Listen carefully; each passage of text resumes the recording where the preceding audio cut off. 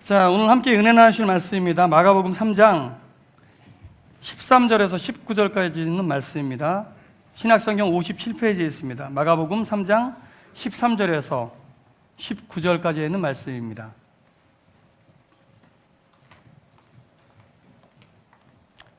봉독해 드리도록 하겠습니다. 또 산에 오르사 자기가 원하는 자들을 부르시니 나아온지라. 이에 12를 세우셨으니 이는 자기와 함께 있게 하시고 또 보내사 전도도 하며 귀신을 내쫓는 권능도 가지게 하려 하심이로라. 이 12를 세우셨으니 시몬에게는 베드로란 이름을 더하셨고 또 세베대의 아들 야고보와 야고보의 형제 요한이니 이 둘에게는 보아너게 곧 우레의 아들이란 이름을 더하셨으며 또 안드레와 빌립과 바돌로메와 마테와 도마와 알페오의 아들 야고보와 및 다데오와 가나나인 시몬이며 또 가룟 유다니 이는 예수를 판 자더라. 아멘.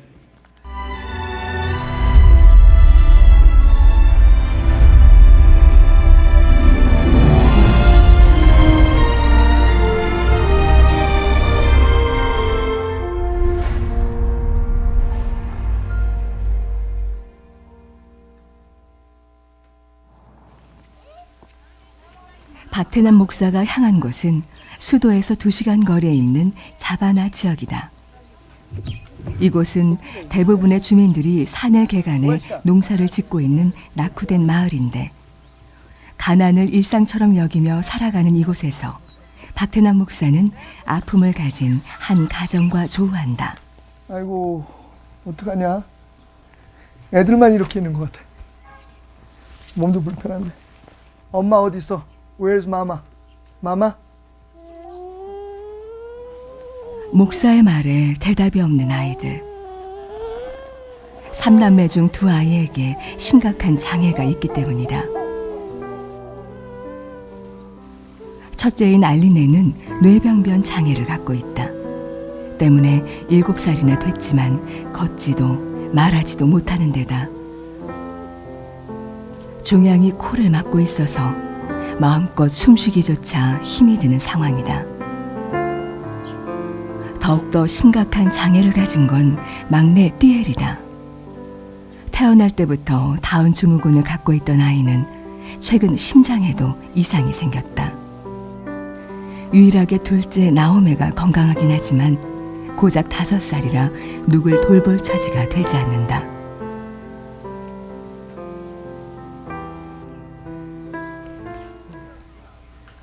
언제나 외로움을 친구 삼아 살아가는 아이들에게 박태남 목사는 말동무가 되어주기로 했다. 예수님이 어디 예수님 어디 있어? 예수님 Where's Jesus? 오, 예수님이 친구들하고 뭘 먹고 있어? 최후의 만찬이지, 그지? 응. 예수님이지? 응. 야, 야, 너 잘한다, 그지? 이거 뭐야? 누구? 엄마세요? 엄마, 하이, 엄마. 오후가 돼서야 일터에서 돌아온 엄마. 아이고. 제가 애기 데리고 놀고 있었어요. 말이 안 통하니까. 애기를 이렇게 놔두고 일하러 가시면 마음 아프실 텐데 괜찮아요? mfite ikibazo kubera ko mba ntekereza ko bafite ibibazo nagombaga gukemura bigatuma rero nihutira kuza kureba ikibazo bafite.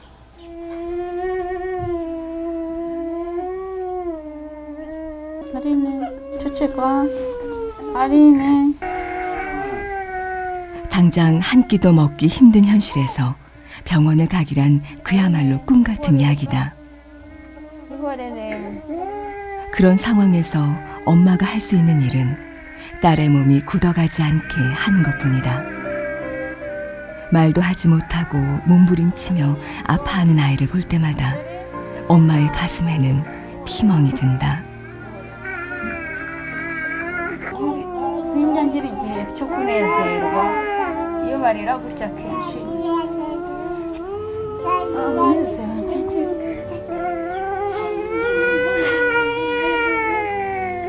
눈물을 꾹꾹 참아왔던 엄마의 슬픈 다짐이 여지없이 무너지고 만다.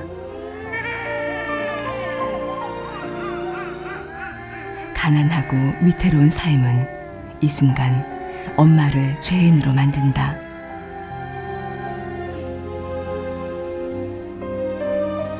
힘겨운 현실에서 엄마에게 유일한 희망은 신앙밖에 없었다. nanjye ndatekereza ngo umwana wanjye nanjye abangana nk'uriya aba ajya kuvoma cyangwa nkamutuma ikintu mu nzu akakinzanira, nyine ngira agahinda mu mutima nkavuga ngo nanjye nakabaye mfite uwo ntuma, bigatuma rero nkomeza kubyibazaho kenshi. 고단한 엄마의 일손을 덜어주기 위해 박태남 목사는 소중한 한 끼를 준비하기로 했다. 그런데 불을 피우는 일이 생각보다 쉽지 않다. 이 지독한 연기를 어떻게 매일같이 참아냈던 걸까?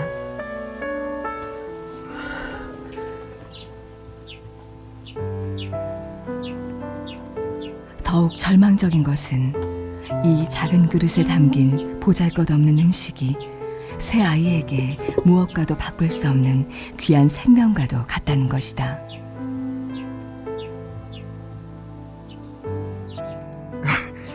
상상을 해보십시오. 이 컵 하나에 담긴 이 죽같지도 않은 물 가지고 하루를 견뎌낸다는 사실 자체가 도저히 믿겨지지가 않습니다. 장애까지 있는 아이들에게 굶주린 일상을 살게 하는 것은 엄마에겐 또 하나의 미안함을 안긴다. 부모가 되어 할 수 있는 일이 없을 때마다 비참함을 견뎌야 하는 엄마. 이러다가 더 이상 밥을 먹을 수 없는 날이 찾아올까 봐 엄마는 두렵기까지 하다. nibwo nta munezero bidutera mu kuri kubona umwana atakuzi nk'umubyeyi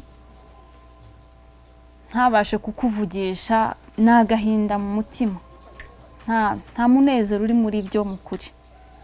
rero bidutera nyine guhora twumva tubabaye.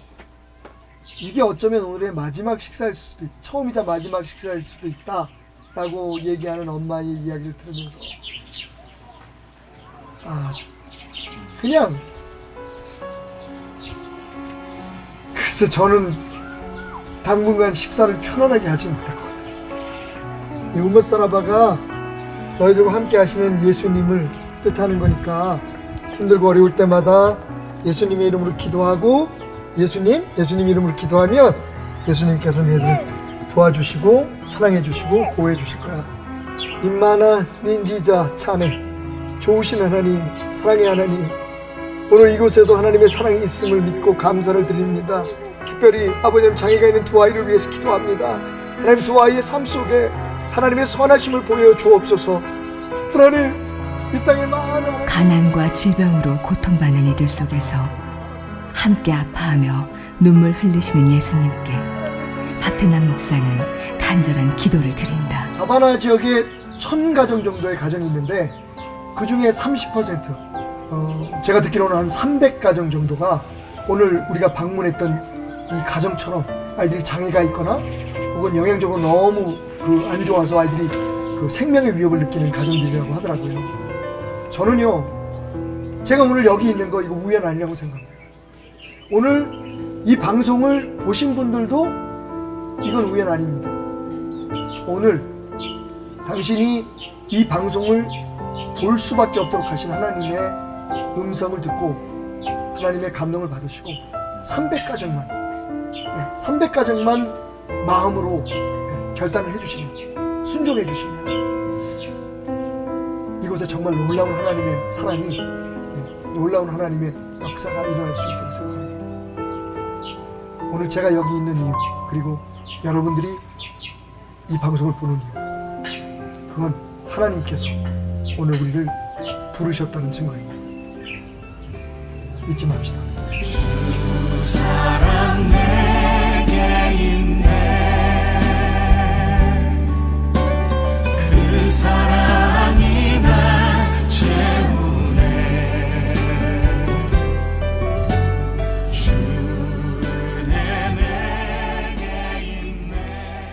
예, 이렇게 그 아프리카를 다녀와서 정말 한 2주 동안은 밥을 잘 못 먹었습니다. 그 컵 하나에 담겨 있는 우리 말하면 미숫가루 같은 그런 음식이 새 아이의 한 끼입니다. 그리고 그게 참 많은 날 하루의 식사가 될 때가 많습니다.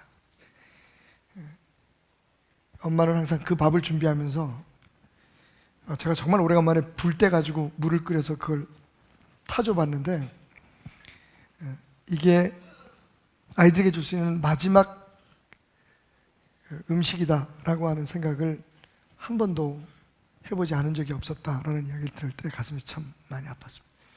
우리 회개해야 됩니다. 진짜 회개해야 됩니다.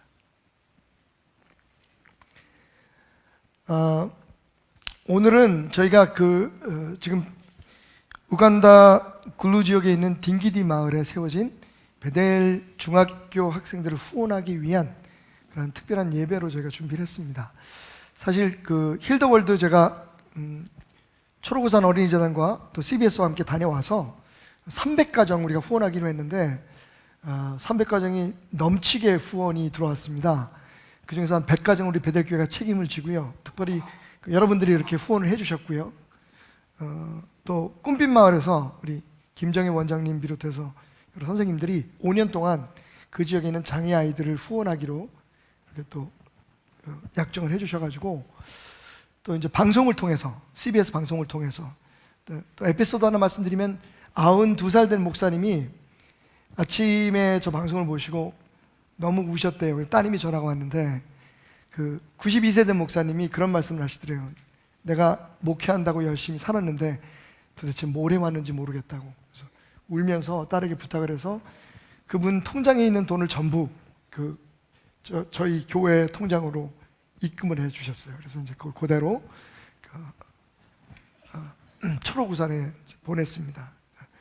엊그제도 제가 녹화가 있어서 CBS에 갔더니 또 미국에서 잠깐 한국에 들리러 오셨던 분이 그 방송을 보시고 또 헌금을 주셔서 아직 이제 초록우산에 전달을 못했습니다만 그렇게 여러분들이 도와주셔서 그 지역에 있는 300가정 아이들 그 주거 또 생활 그리고 학비까지 다 마련이 됐습니다. 앞으로도 이제 계속 CBS를 통해서 방송이 나가겠지만 다시 한번 여러분들의 따뜻한 마음 주님의 부르심에 응답하는 여러분들의 그 믿음에 감사를 드리고 베델교회가 참 좋은 것 같아요.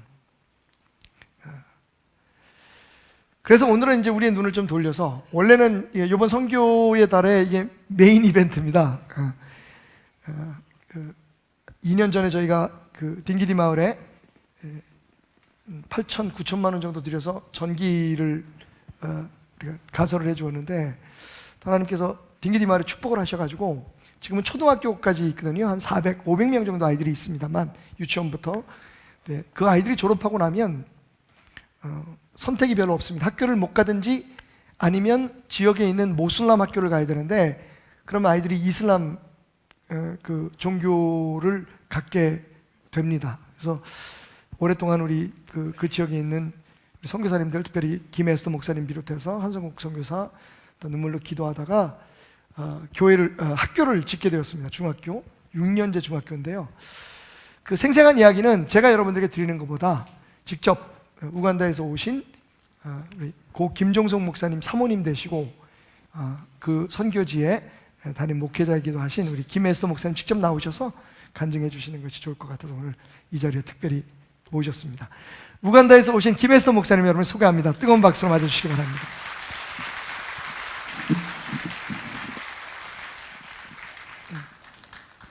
물을 어디 놓으실 때가 저기 물바지 좀 가져와 주세요. 목사님 깜짝 놀랐어요. 제 아내가 나이 들면 목사님 같이 될 것 같아. 헤어스타일이 혹시 우리 집사람 헤어스타일 그죠? 깜짝 놀랐어요. 제가 기도할게요. 제 아내도 우리 목사님처럼 예쁘게 늙어가도록. 자, 김혜서 목사님 다시 한번 여러분 뜨거운 박수 맞아주시기 바랍니다. 주 안에서 만나 뵙게 됨을 하나님께 감사를 드리고 여러분에게 감사를 드립니다.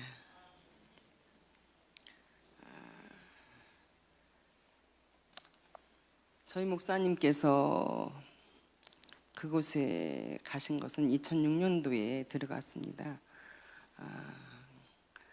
집회를 초청받아서 들어가셨는데 공항에서 내려서 유엔 비행기를 보게 되었습니다.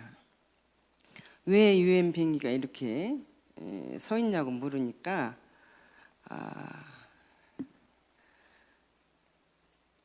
구호 물품을 나르는 비행기라고 들었습니다. 그러면서 20년 내전을 하고 있는 때라고 말씀을 듣게 되었습니다. 그리고 부흥 집회를 끝난 그 말씀을 듣고 또 부흥 집회를 하고 끝난 후에 최고 가난한 그런 곳이 어디냐고 물었을 때 바로 이 굴루 지역이었습니다. 딩키디 마을. 그래서 목사님께서 그 이제 내전이기 때문에 솔저들이 그 군인들이 이렇게 방어막을 해가지고 다 지켜주는 그때 목사님이 이제 옥수수 가루를 나눠주게 되었어요. 나눠주고 다시 오셔가지고 또 이제 저희 목사님 부흥 강사였는데요. 부흥 강사로서 사례비를 받으면 계속 그 어려운 나라 소말리아, 방글라데시, 스리랑카, 케냐 이런 필리핀 이런 어려운 곳을 계속 찾아가셨어요. 근데 마지막에 간 곳이 우간다인데 또 오셔서 또 집회를 하시고 또 사례비를 받아 오셔가지고 다시 또 배급을 주러 가시게 되었는데 또 물을 목이 자꾸 타네요.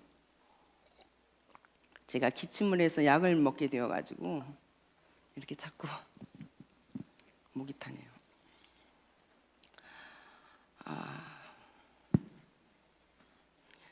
또 가게 되어서 또 배급을 주고 있는데 그분들이 하는 말씀이 20년 내전이 한 달 만에 끝났다는 거예요. 목사님 가신 지. 그래가지고 그분들이 부탁하기를 학교를 건축해 줬으면 좋겠다고 그러는 거예요. 그래서 목사님께서 그분들은 이제 그 큰 길가에 모여 살았는데 그분들이 사는 곳은 아주 3.5km 되는 그런 곳에서 사셨는데 거기는 완전히 한 명도 안 살고 있는 그곳을 풀을 헤쳐 들어가서 처음에는 우물을 파게 되었어요. 우물을 파고 그 다음에는 풀집으로라도 우선 급하게 교회를 하나님의 성전 건축을 하게 되었고 두 번째 선교센터, 세 번째 또 학교를 4칸을 건축하게 되었습니다. 그로부터 이제 목사님이 계속 유치원부터 1, 2학년까지만 이제 4칸을 건축했기 때문에 많은 학생들을 받을 수가 없어서 그렇게 이제 아이들을 먹여가면서 일하시다가 아마 가로로 돌아가시지 않았을까. 아침에 갑자기 쓰러지셔서 그날 그대로 돌아가셨습니다. 그 이후에 우리 한성교사님이 모든 것 다 접고 사업을 했거든요. 사업했을 때 한 달에 적어도 1,000만 원 정도는 버는 것 같아요. 그리고 또 우리 딸은 학교 선생님인데 그냥 아버지가 돌아가시니까 무조건 다 접고 들어오게 되었어요. 그래서 이제 같이 저하고 일을 하게 됐는데 지금은 유치원부터 초등학교를 운영하고 있는데 400여 명을 20명 교사가 지도하고 있습니다. 먹이면서 학용품 주면서 또 유니폼까지 주면서 일을 하고 있습니다. 그런데 정말 이 아이들이 이 초등학교를 졸업하면 중학교를 가는데 너무나 어려우니까 먹고 살기도 힘드니까 가는 아이들이 별로 없어요. 근데 그 중에도 성적이 우수한 아이들이 학교를 가는데 그 아이들이 무슬림 학교, 그 이슬람교 학교를 가게 되고 또 다른 타종교 학교를 가게 되면 예수님이 영접되지 아니한 아이들은 그냥 거기에 빠지고 맙니다. 그래서 저희들이 기도하고 바라는 것이 있었습니다. 유치원부터 대학교까지 계속 이어서 하나님의 말씀을 전하고 또 교육을 시키는 것이 소원이었습니다. 그래서 저희는 14교회의 교회를 큰 길가에만 거의 건축하고 이제 안에 있는 그 조금 보이지 않는 곳도 좀 몇 군데 했지만 주로 큰 길가에 건축을 합니다. 왜냐하면 그 무슬림교 그 사원이 이렇게 군데군데 건축을 하고 또 학교를 운영합니다. 그들이. 그래서 그들을 능가하려면 우리가 곳곳에 하나님의 성전이 세워지고 학교가 세워졌으면 좋겠습니다. 문바사라는 곳이 있습니다. 케냐 쪽에. 근데 문바사를 통해서 케냐와 우간다와 수단까지 그 무역로가 있어요. 왜냐하면 모든 수입품이 다 문바사를 통해서 이렇게 필요한 그 물품들이 공급되고 있어요. 그래서 큰 길, 아주 넓은 길, 그 로드가 무역로라고 그렇게 부르고 있어요. 그 로드에 그렇게 무슬림들만 이렇게 건축을 해서 있는 걸 보면 너무 마음이 아파요. 그나마도 이제 저 있는 곳만 이렇게 이렇게 가다 보면 그래도 교회가 세워져 있고 그렇습니다. 교회만 세워놓으면 차고 넘칩니다. 그리고 유치원도 그들이 알아서 하게 되고요. 그 이제 목회자가. 그리고 또 초등학교도 운영을 하는 교회가 있습니다.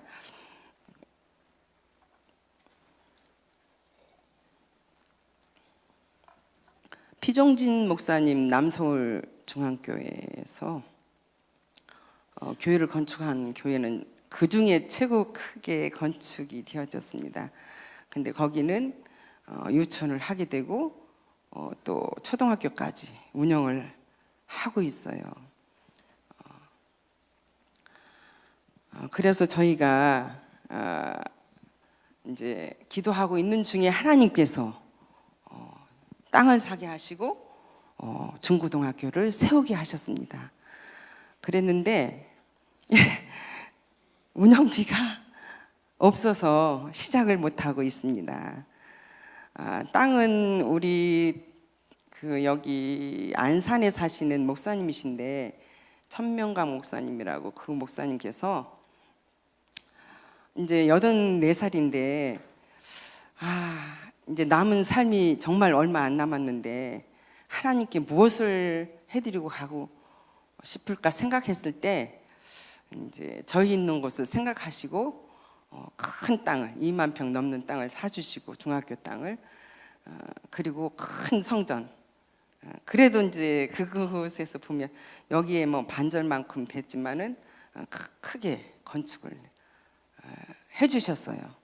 그리고 또 중고등학교는 희망 TV를 통해서 또 어떤 한 분이 모르겠어요. 퇴직금을 타셨는지 어떤 일이 있어서 돈이 이게 생기셨는지 헌금을 하셔가지고 2억이라는 헌금을 하셔가지고 6칸의 교실과 과학실과 또한 또 창고와 또 교무실과 그렇게 교무실과 또 우리가 이제 사무실로 쓰는 그 오피스를 건축하게 되었습니다. 근데 거의 제가 베란다만 안 한 건 보고 왔는데 아마 다 마무리 되었을 거예요.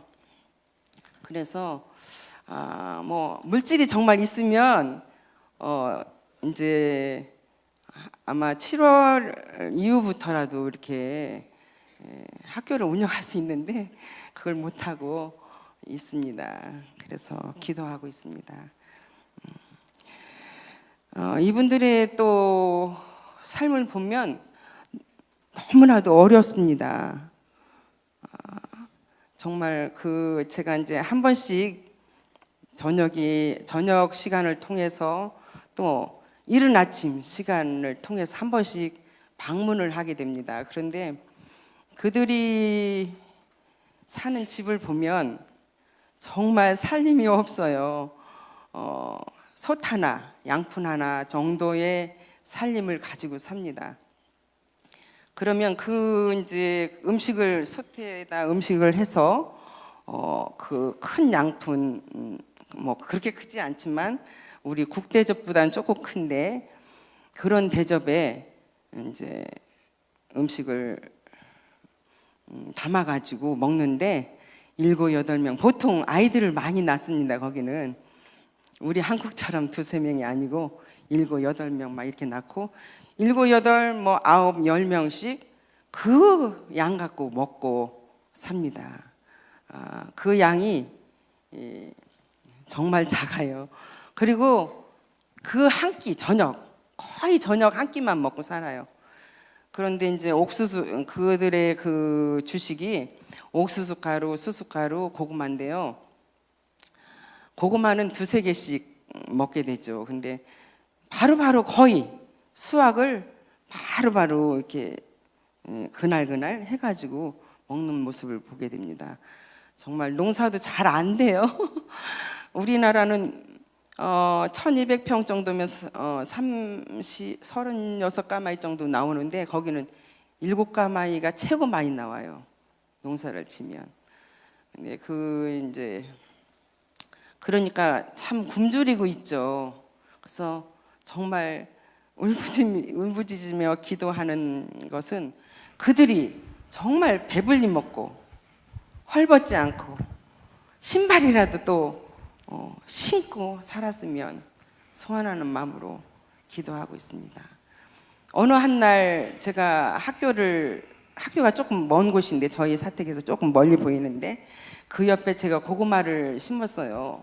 고구마를 심었는데 정말 자두만한 고구마가 열렸는데 그거를 아침에 수업하기 전에 이렇게 파서 그냥 씻지도 않고 흙만 털어서 먹는 그 모습이었는데 저는 그랬어요. 한 청년이 제가 옆에 있어서 저 아이들이 왜 저렇게 고구마 밭에 다 저렇게 새카맣게 있냐고 그랬더니 고구마를 파먹고 있다고 그러는 거예요. 그래.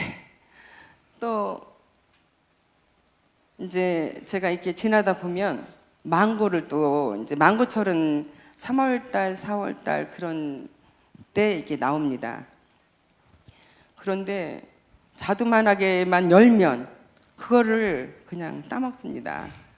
근데 제가 한번 먹어봤는데 정말 쓰고 정말 시고 저는 먹을 수가 없었어요. 그냥 뱉을 수 그 아이들 먹는 앞에서 뱉을 수가 없는데 걔네들은 먹을 것이 없고 그러니까 그때부터 그렇게 조그마할 때부터 따먹기 시작합니다.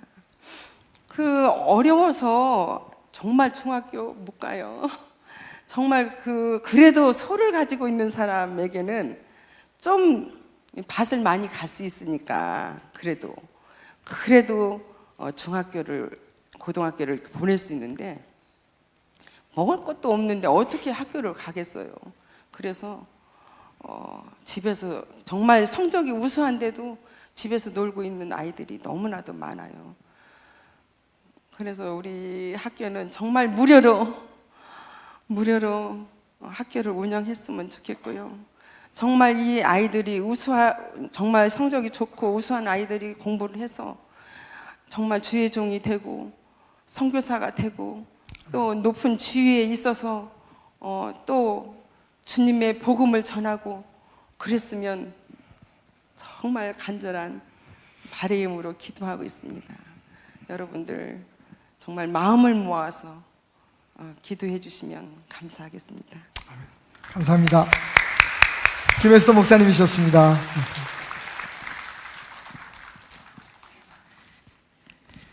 예, 이 베델중학교 사역을 저희가 계기로 교회의 새로운 선교 전략을 좀 세워 보았습니다. 그동안에 사실 여러분들이 낸 선교원금으로 교회에서 선교를 주관을 했었는데, 사실은 몇 년 전에 우리 교회에 플러스 선교회라고요. 우리 오창근 장로님, 이상태 한수 집사님 또 여러분들이 모이셔서 혹시 여러분들 기도하고 계시겠지만 일본 동경에 우리 베델교회가 있습니다. 일본 베델교회라고. 아시다시피 일본 교회들이 굉장히 어렵습니다. 그래서 그 교회를 후원하는 그런 성도들이 만든 공동체가 있습니다. 그래서 지금까지 제가 알기로는 한 6, 7년 벌써 된 것 같은데 성도들이 조금씩 쉬실번 모아서 일본 교회를 지금 돕고 있었는데, 요번에 딩기디 예수마을에 있는 우리 베델중학교, 우리 교회 이름을 따서 지은 이 베델중학교, 우리가 지었진 않았지만 84세 목사님이 내신 4천만 원인가? 4천만 원이죠? 그분이 2천만 원 내시고 또 4천만 원이요? 예. 네, 교회도 지으시고 그럼 7천만 원 하신 거네요. 나는 목회 끝나면 얼마나 돈이 있을려나 모르겠다. 근데 어쨌든 그래서 땅 사고 그 교회 이름도 또 우리 한성국 선교사가 베델교회라고 이름을 붙이셨더라고요. 그리고 이제 베델 중학교를 줬는데, 이 중학교 학생들을 후원하는 건 우리 이번에 아프리카 예수마을 사람들이라고 아프리카를 다녀온 집사님들 중심으로 해서, 특히 김일복 안수 집사님 오늘 좀 몸이 불편해서 교회 못 오셨습니다만, 김일복 안수 집사님을 대표로 해서 또 여러 집사님들과 우리 장로님들 또 저를 포함한 여러 성도들이 모여서 저희가 또 공동체를 만들었습니다. 그래서 그 공동체에서 주관을 하고, 우리 교회 선교위원회에서는요 성도들이 하는 일을 관리하고 또 후원하는, 앞으로 우리 교회의 선교 형태가 그렇게 갔으면 좋겠어요. 어떤 공동체나 혹은 성도들의 모임이 선교를 주동해서 하고 교회는 그것을 가능하게 할 수 있도록 도와주는 일, 그래서 저희가 그렇게 새로운 전략을 세워서 나가고 있는데, 그 실무를 맡고 있는 성도님이 한 분 계셔서 오늘 이 자리에 모여서 어떻게 여러분들이 구체적으로 그럼 이 우간다 베델중학교를 후원할 수 있는지에 대해서 잠시 들어보도록 하겠습니다. 우리 지금 청년회 간사를 맡고 계시는 김영지 간사님 나오실 때 여러분 뜨거운 박수로 맞아주시기 바랍니다. 혹시 누군지 아시나요? 성도들끼리 다 인사가 잦지 않아요? 잘 모르실 텐데 지금 청년회 간사를 맡고 계시고요. 우리 유치부 교사로 또 설교자로 섬기시는 김은영 성도님, 아직 둘 다 집사 안 받았지? 미국에서 오래 공부하다가 와가지고 지금 남편이기도 하시고 두 분이 다 또 청년의 간사로 섬기고 계신데, 개인적으로는 제 조카 사위입니다. 원래 공군 장교로 예편해서 지금은 좋은 회사지 거기? IT 회사에서 지금 일을 하면서 여전히 이 아프리카 선교에 굉장히 큰 마음을 갖고 계시는데, 우리 김영지 간사님의 설명을 좀 잠깐 들어보도록 하겠습니다. 1월에 이제 저희 청년부하고 같이 이제 우간다 선교를 다녀왔는데, 그때 그 현지인 분들 이제 가정 방문할 기회가 있었는데, 이제 거기 있는 먼저 세워진 학교에서 지금 선생님으로 이제 수고해 주시는 현지인 분하고 얘기를 한 20-30분 나눌 기회가 있었어요. 그때 그냥 이런저런 얘기를 하다가 왜 선생님이 됐는지, 애들 어떻게 가르치는지 뭐 그런 얘기를 하다가 제가 그럼 지금 제일 필요한 게 뭐냐 이렇게 물었어요. 사실 제가 해줄 수 있는 거는 없는데 그때 이제 그분이 하시는 말씀이 이제 자기는 애들이 인터넷이 되는 컴퓨터가 있으면 좋겠다 이렇게 얘기를 하더라고요. 그래서 이제 왜 그러냐 했더니 이제 애들이 궁금한 게 많고 알고 싶은 게 많은데 실제로 경험할 수 있는 게 없다 보니까 그러면은 지식의 전달 경로가 필요한데 그래서 꼭 이게 있으면 좋겠다고 얘기를 하더라고요.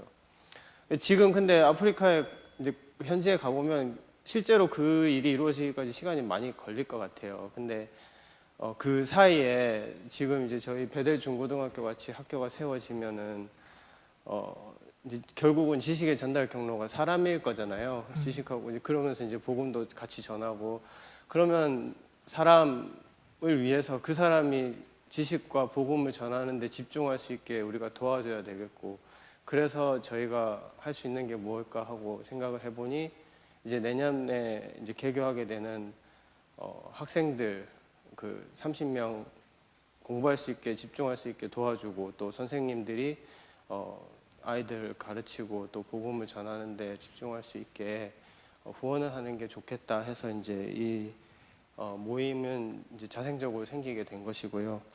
그래서 이제 저희 방법은 지금 주보 안에 보시면은 저희가 만든 이 봉투가 있는데 그 봉투 뒷면에 이 저희 모임의 그 취지가 있고요. 2만 원이면은 한 달에 2만 원 정도면 이제 학생들 한 명을 이제 공부할 수 있게 도와줄 수가 있고 이제 그네들이 공부에만 집중할 수 있게 생활을 도와줄 수 있고 3만 원이면은 이제 학생하고 선생님까지 같이 도와줄 수가 있습니다. 그 앞쪽에 이 봉투 앞면에 보면 이제 저희가 신청란을 만들었어요. 그래서 성명과 연락처 그리고 소속 이메일 이제 써주시고 그리고 약정 구분에는 이제 일시적인 것도 좋고 저희 정기 후원해 주셔도 좋고요. 이제 금액은 2만 원, 3만 원 그리고 이제 그 이상 본인 지정을 하셔도 좋고. 그 이하도 괜찮습니다. 네, 그 이하도 괜찮고, 네. 이제 편안하게. 마음이 동하시는 대로 이제 지정을 해주셔서 오늘 예배 중에 뭐 헌금 내실 때 넣어주셔도 좋고 나가실 때 이제 함에다 저희가 마련해놓은 함에다 넣어주셔도 좋고 그럼 저희가 취합을 해서 다음 주에 지금 11조 내시는 거랑 같은 방법으로 봉투를 만들어서 이제 원하시는 때 이제 적립을 하실 수가 있게 저희가 도와드리도록 하겠습니다. 그러면 이제 학교가 세워질 때 이제 무렵해서 모아가지고 다 아프리카로 저희가 보낼 거고 이제 그 일을 하는데 이제 제가 실무적으로 이제 잘 되는지 계속 살피고 제 책임으로 계속 진행하도록 하겠습니다. 네, 감사합니다. 예. 자, 설명 들으신 것처럼, 예, 김영지 간사님이셨습니다. 여러분, 뜨거운 박수 다시 한번. 예. 저는 참 이런 움직임이 좋습니다. 그래서 여러분들에게 정말 죄송한 얘기지만 제가 지금도 그렇게 뭐 열심히 잘 못하고 있지만 더 게을러지려고 합니다. 이 교회는 성도들에 의해서 움직여지는 교회가 되었으면 하는 게 제 소망이기 때문입니다. 저는 그냥 열심히 말씀 전하고 또 교회가 어떤 방향으로 나가는지 지켜보면서 제가 할 수 있는 일들 우리 함께 동역하는 목사님들과 감당하게 되었으면 좋겠고요. 선교라든지 이런 실제적인 일들은 우리 성도들이 이렇게 이번에도 참 좋았던 게 사실 제 그 의도가 있었습니다. 가서 봐야 아니까. 그래서 우리 뭐 반영환 집사님 비롯해서 또 우리 김일복 집사님 뭐 이런 분들 같이 다녀오셨는데 역시 하나님께서 그분들의 마음을 움직이셔서 이런 그 예수마을 공동체를 만들어.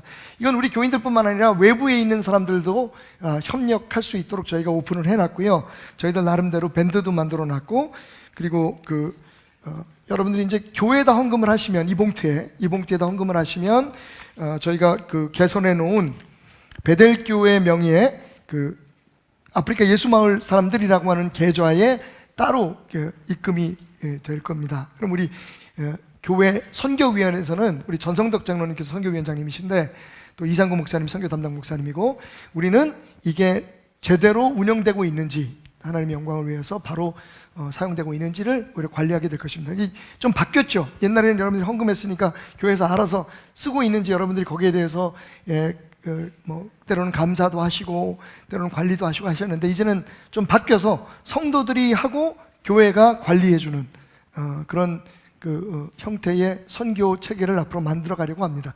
군부대도 지금 그렇게 되고 있고요.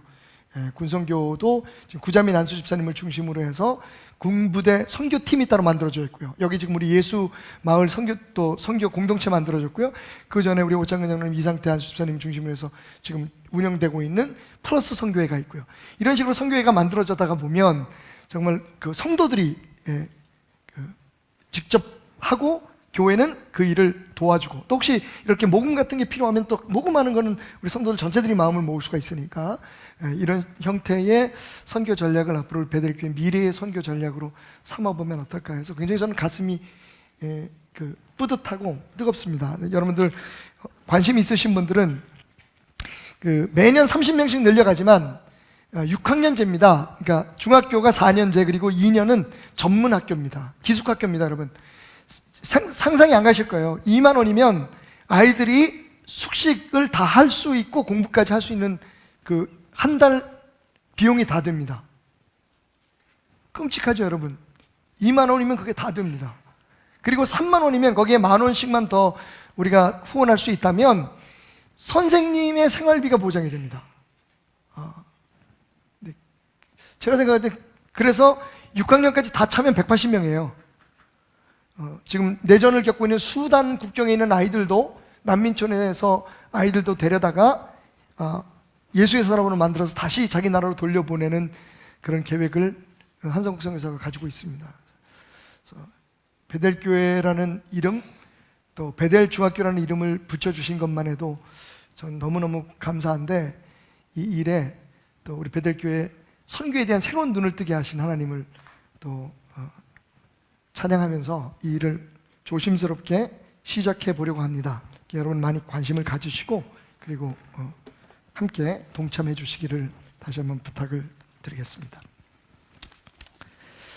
자, 선교의 달 두 번째 주일, 지난주 설교 제목은 내가 베델의 선교사다. 그래서 우리 김일겸 목사님과 함께 베델의 선교사로서 인사를 나누셨는데, 오늘 두 번째 말씀의 설교 제목은 한번 따라해 봅시다. 내가 예수의 제자다.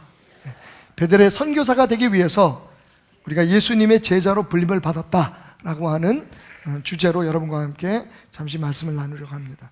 세계적인 컨설팅 회사죠. 맥킨지 앤 컴퍼니라고 하는 그 컨설팅 회사에서 5년 동안 120개 기업 13,000명의 임원들을 대상으로 해서 연구를 했습니다.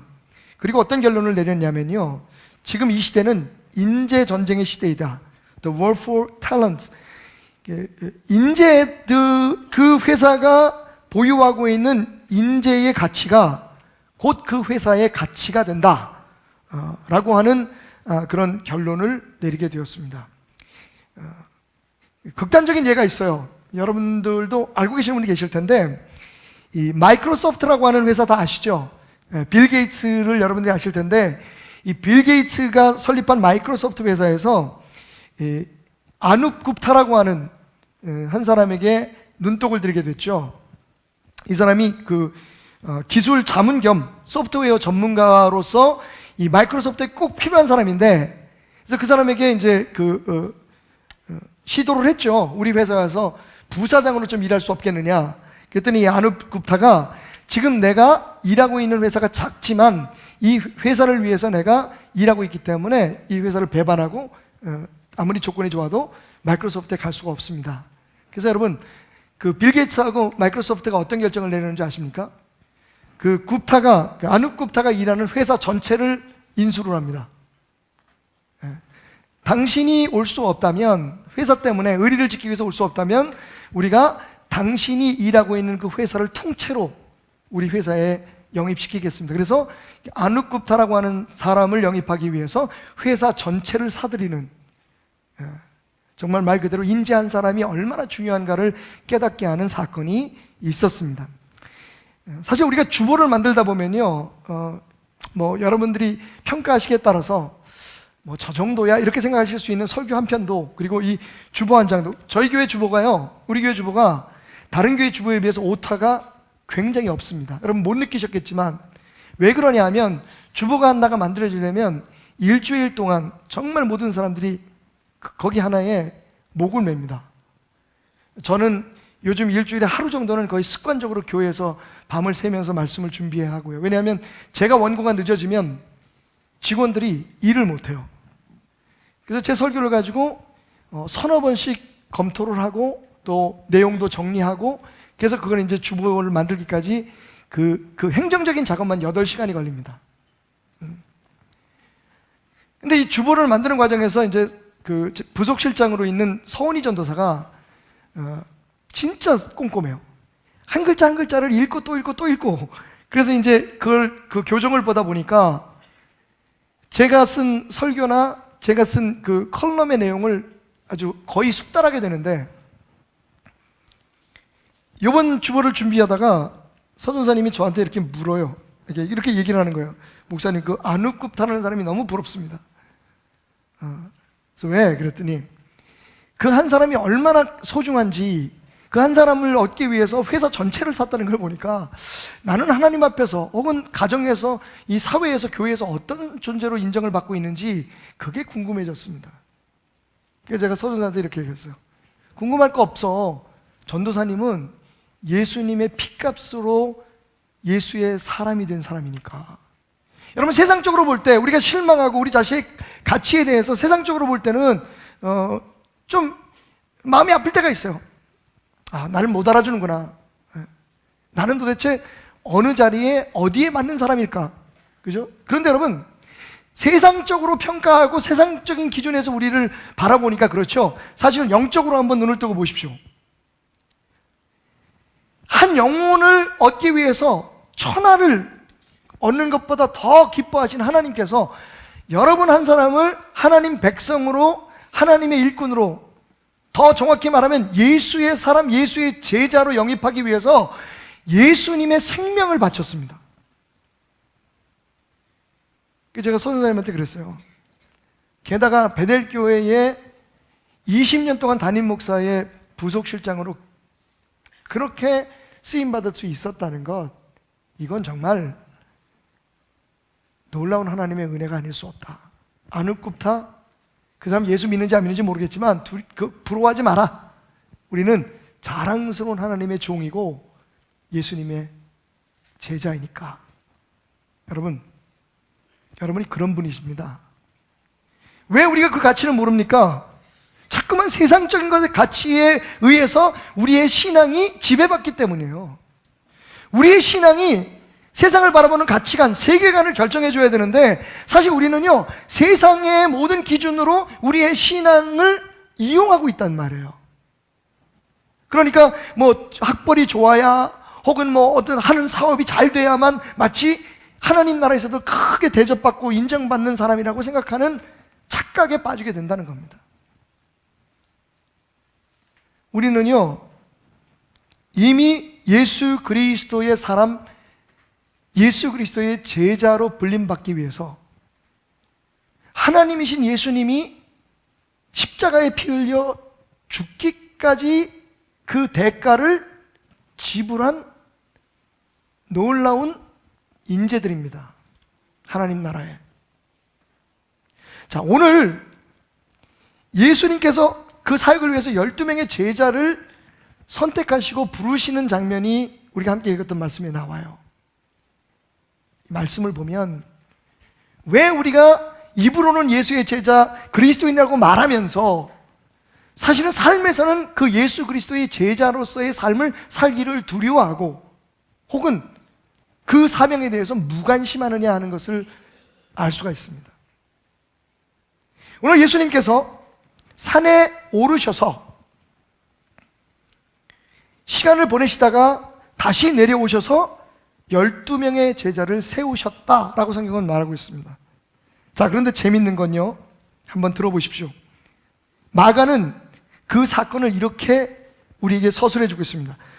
또 산에 오르사 자기가 원하는 자들을 부르시니 나온지라 이에 12를 세우셨으니 라고 말하고 있어요. 그리고 12명의 명단이 쫙 나오고 있습니다. 누가 불러서 선택하셨다고요? 예수님이요. 그런데 그렇게 해서 뽑은 사람 12명은 어떤 사람일까요? 정말 말 그대로 오합지졸입니다. 예, 리더가 될 사람이 하나도 없어요. 좀 죄송한 얘기지만 이미 그분들은 주님의 나라를 위해서 헌신한 분들이니까 좀 편안하게 말씀드리자면 정말 쓸만한 일꾼이 하나도 없었습니다. 제가 여기 오늘 주보에 재밌는 그 컬럼 하나를 썼는데, 예수님께서 지금 새로운 회사를 경영하기 위해서 인재 영입을 시도하신다고 치십시다. 그래서 한 컨설팅 회사 경영상담소에 의뢰를 했어요.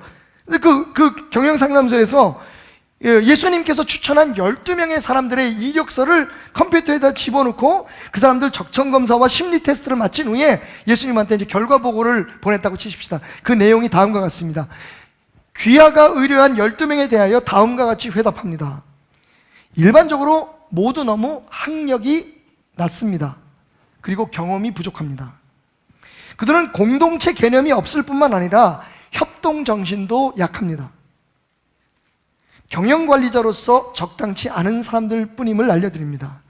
예컨대 시몬 베드로는 정서가 불안하고 성격이 너무 과격하며, 안드레는 무능하고, 야고보와 요한은 개인적 유익에 급급한 사람들입니다. 마태는 부정한 세리 출신으로 사회의 지탄을 받고 있고 청문회를 통과할지가 궁금합니다. 알페오의 아들 야고보는 사회혁명을 누리는 과격분자일 뿐만 아니라 그 과정에서 굳이 한 사람을 추천하자면 가장 유력한 사람은 가룟 유다뿐입니다. 그는 똑똑하고 예민하고 사교성이 있을 뿐만 아니라 고위층과 인맥도 있고 냉철한 판단력을 가졌습니다. 이 한 사람만이 추천할 만한 사람이라는 것을 알려드립니다. 여러분, 이 박태남 목사가 뽑았다면 그럴 수 있어요. 근데 예수님이 뽑은 사람이에요.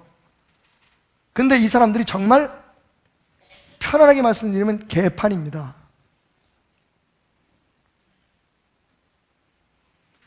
이 말씀을 통해서 우리가 깨달아야 될 게 뭘까요? 여러분 한번 따라해 보시겠습니까? 주님은 내 능력이 아니라 내 자신을 부르셨다. 그것도 원해서. 여러분, 예수님이 그 12명을 선택하신 조건은요, 그들의 능력이 아닙니다. 그들이 가지고 있는 조건들이 아니었습니다. 그럼 뭐였을까요? 그냥 예수님이 원해서 뽑으신 겁니다. 그러니까 결과가 그 오합지졸인 거예요. 솔직히 그분들을 우리 교회에 장로 세우기도 부끄럽습니다. 왜? 금방 사람들이 얘기를 할걸요. 베들교회 장로들은 왜 저래? 도대체 어디 내세울 사람이 하나도 없네?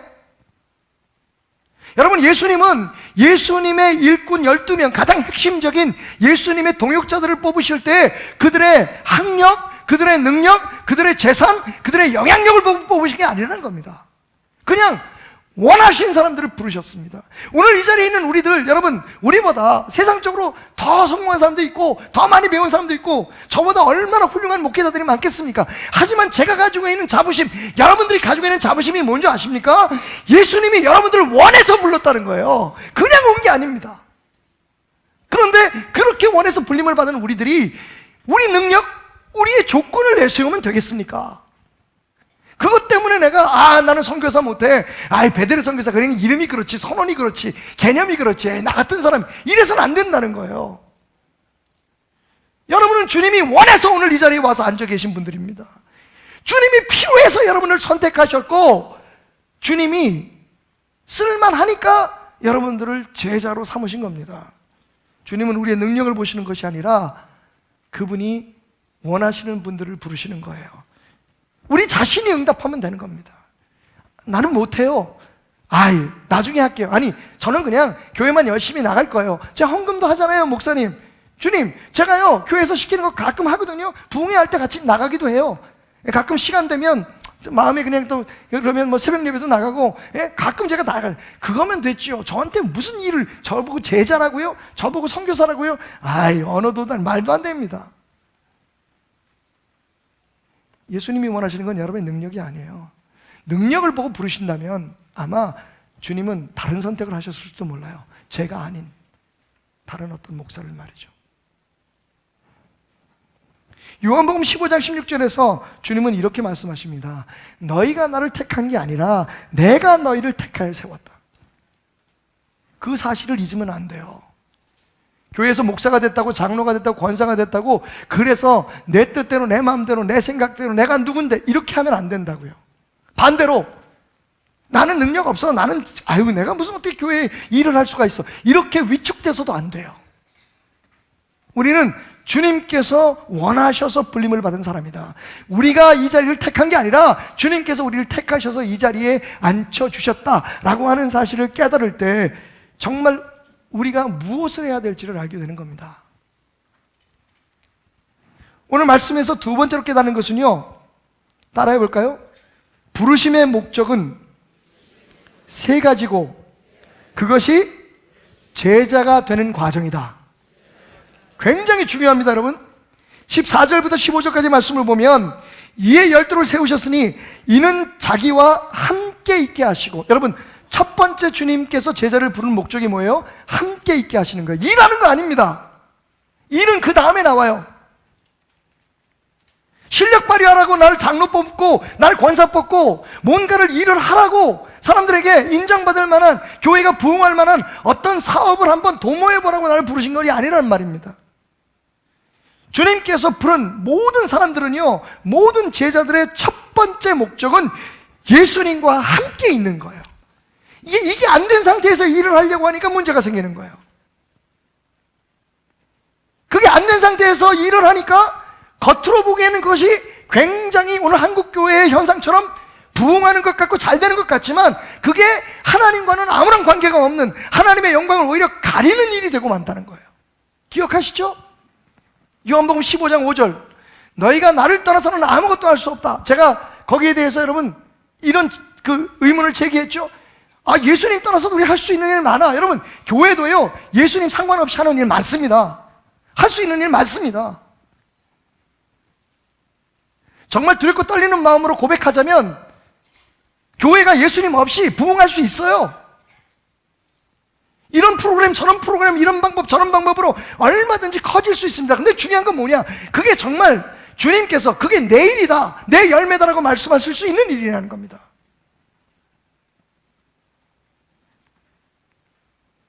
오늘 분명히 예수님 말씀하시기를 제자들을 부른 이유는 나와 함께하기 위함이다. 여러분, 기도, 하나님의 말씀에 대한 묵상, 예배자로서의 바른 예배의 태도, 이런 것들이 기본이 되지 않고 무슨 일을 하려고 하면 오히려 그 일은 우리가 막아야 됩니다. 만약 담임 목사가 하나님과 함께하는 것 말고 세상에서 어떤 부귀와 영화를 누리고 혹은 내 명예를 낮추고 높이고 우리 교회를 자랑하기 위해서 무슨 사업을 한다면 여러분들이 나서서 막으셔야 돼요. 장로님들이 할 일이 그겁니다.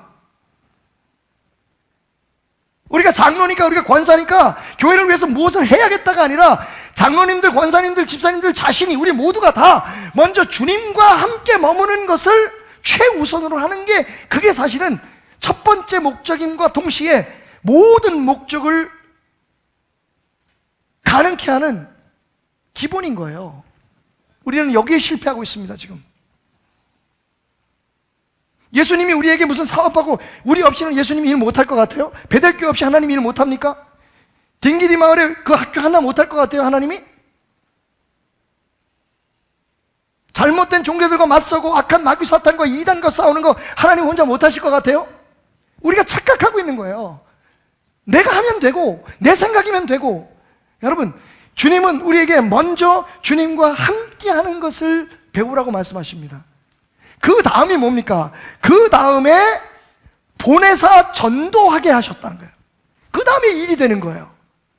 그래야 우리의 힘이 아니라 주님이 하시는 일, 주님이 주신 생각, 주님이 주시는 능력으로 일을 하게 되기 때문입니다. 여러분, 제자들이요, 보세요.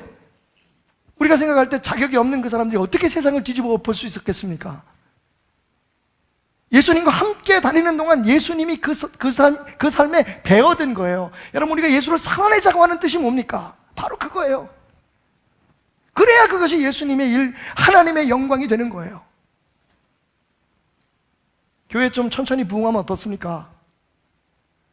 왜 사람들이 뭐라 그럽니까? 베들교는 저렇게 건물도 좋고 저렇게 막 사람들도 많고 이러는데 교회 왜 저래? 저도 솔직히 그런 얘기들이 제 귀에 안 들리는 거 아니거든요. 제일 스트레스 많이 받는 게 저일 거예요. 명성교회는 몇만 명씩 모여서 새벽 예배를 하는데 우리 교회 베들교회 새벽 예배는 이게 뭡니까? 나오지도 않으면서 그 말들을 하고 그런 사람들이 꼭 안 나와. 근데 저는 알아요. 우리 교회 새벽 예배 나오니까 얼마나 어려운지. 들어오는 버스가 없어요. 나가는 건 있어요. 근데 앞으로 전철 생기면 어떡할래? 그래 무슨 핑계를 또 댈래는 몰라. 그러면서 와서 그래요. 다른 교회처럼 막 부흥회도 합시다. 부흥회에서 뭐 하려고요, 여러분? 진짜 빚 갚으려고요? 그게 우리 교회의 존재의 목적입니까? 이것도 해봅시다, 저것도 해봅시다, 이렇게 해봅시다, 이렇게 해봅시다, 조직도 이렇게 만들어 봅시다. 다 중요한 일이지만 여러분, 제가 그걸 무시하는 게 아니에요. 하나님과 함께 하는 사람들의 교회. 와우. 하나님과 함께 하는 사람, 재직들의 모임. 그럼요, 예수의 향기가, 예수의 인품이, 성품이 흘러나오게 될 거잖아요. 일 잘한다는 소리 듣지 않아요. 은혜롭고 참 닮고 싶은 사람이라는 얘기를 듣는 게 맞아요. 아니, 한국 교회가 프로그램이 없어서 지금 이 지경입니까? 목사들이 공부를 못해서 이 지경입니까? 교회 일꾼들의 얼마나 머리 좋은 사람들이 많아요. 우리 교회만 해도 박사, 대학교 교수들이 몇 명인데요.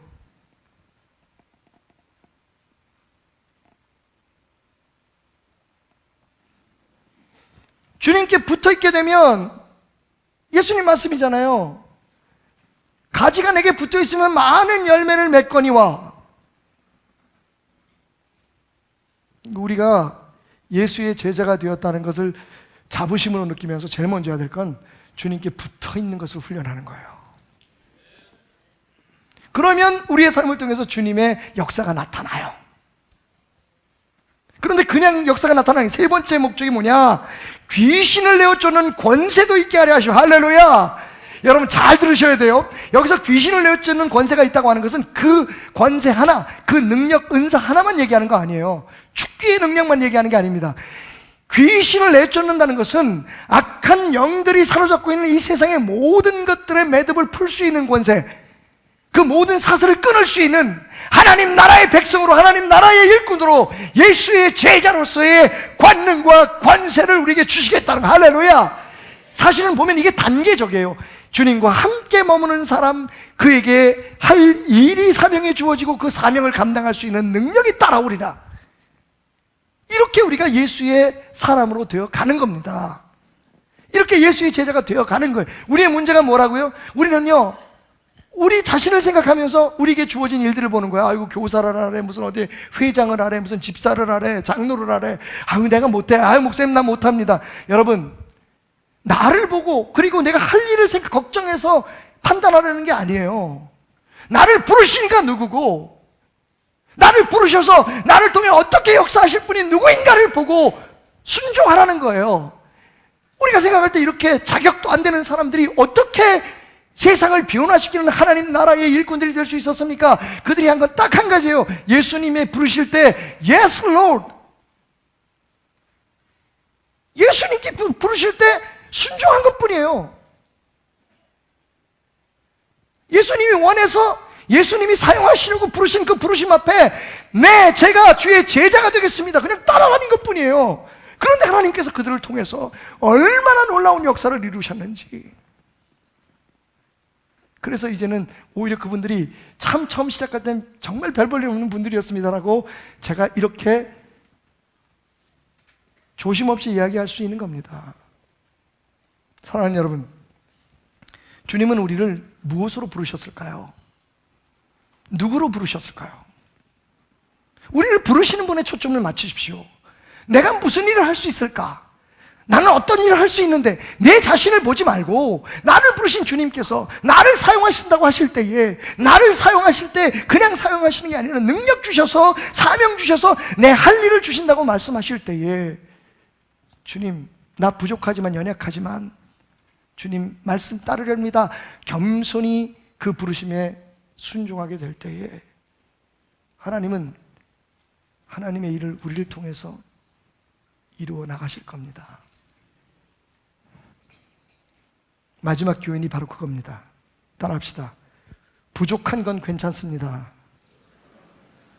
부르심에 응답하는 것이 중요합니다. 내가 하나님 앞에 드리는 이 예물, 아유, 이 조그만 거 드려서 뭐해? 부끄럽게. 여러분, 부족한 건 괜찮습니다. 나는 지금 사업도 잘 안 되고 뭐 어려움이 많은데 이런 상태에서 교회에 무슨 덕이 되겠어? 내가 무슨 선교를 해? 여러분, 부족한 건 괜찮습니다. 처음부터 주님은 그걸 알고 우리를 부르시기 때문입니다. 쓸만하니까 부르시는 겁니다. 네가 보기엔, 당장 보기엔 네가 아무것도 아닌 것 같지만 너를 통해서 할 일에 대해 나는 가슴이 벌써 뛰고 있구나라고 말씀하고 계십니다. 로마서 11장 29절에서 사도 바울은 이렇게 말합니다. 하나님의 은사와 부르심에는 후회함이 없습니다. 그렇습니다. 하나님은 당신을 부르신 걸 후회하지 않습니다. 단지 당신이 왜 그렇게 그분의 부르심에 응답하지 않는지 안타까워 하실 뿐입니다.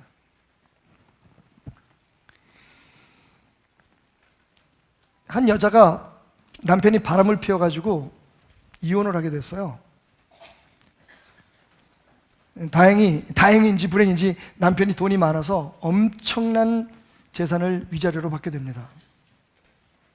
그 돈을 마음대로 막 쓰고 사는데 영 마음에 편안함이 없고 만족함이 없습니다. 뭐 같이 살 때도 집에도 제대로 안 들어오던 남편, 그거 뭐 따로 산다는 게 뭐 그게 문제, 그냥 서류상으로 이혼한 것 뿐인데, 그런데 그렇지 않았어요. 그래서 목사님을 찾아갑니다. 근데 목사님께서 이렇게 얘기하는 거예요. 부인, 저 인도에 가면 캘커타라는 곳에 수녀지만, 캐톨릭 수녀지만 마더 테레사라고 하는 분이 계신데, 그분이 인도의 불쌍한 사람들을 위해서 그렇게 귀한 일을 한다고 합니다. 모든 일 접으시고 거기 가서 한 3년만 헌신하다 오십시오. 당신의 건강, 당신의 물질, 이 세상에 어려운 사람을 위해서 한번 써보십시오. 그래서요, 이 부인이 이게 답이다 생각하고 편지를 쓰죠. 마더 테레사. 이 마더 테레사가 참 수녀지만 우리가 본받아야 될 게 뭐냐면, 전 세계에서 수만 통의 편지가 와도 다 일일이 살아있을 때 자기 손으로 일일이 답장을 썼다는 거예요. 친필로. 근데 이 여인이 기다려도 답장이 안 오는 거예요. 6개월을 기다렸는데 답장이 없었어요. 마음은 더 불안해지고 더 힘들어지는 때에 어느 날 외출하고 들어오다 보니까 편지통에 인도 캘커타 주소에 편지가 와 있는 거예요. 꼬기꼬기한, 얼마나 많은 시간을 날아왔는지 방에 들어가서 부푼 마음으로 뜯어봤어요. 거기는 이런 말이 적혀 있었습니다. Thank you for your love towards needed people. 세상에 가난하고 필요가 있는 사람들을 향한 당신의 사랑에 감사를 드립니다.